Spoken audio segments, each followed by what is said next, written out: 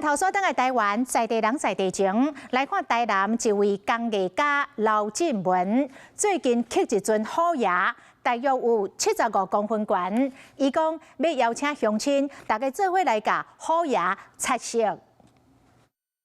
配合府城建成300年，工艺家刘进文用台湾樟雕刻一尊悬75公分、重差不多50公斤的虎爷，采用五行所对应的白、绿、乌、红、金5色，估计6月份就当彩绘完工。用我咱特有的我特有的彩绘的做法哈，有那个更淡的咱的对月门的成龙。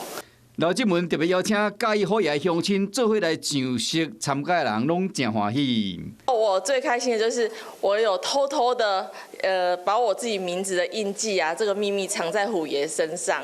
对，所以我很期待他的展出。刘进文佫讲，虎爷是民间信仰中以虎为形象的神明。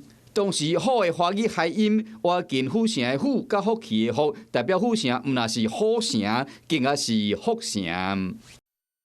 Hello， 我是庄慧琪。想要抢先掌握最及时的新闻资讯吗？赶快订阅、按赞、开启小铃铛，锁定华视新闻 YouTube 频道。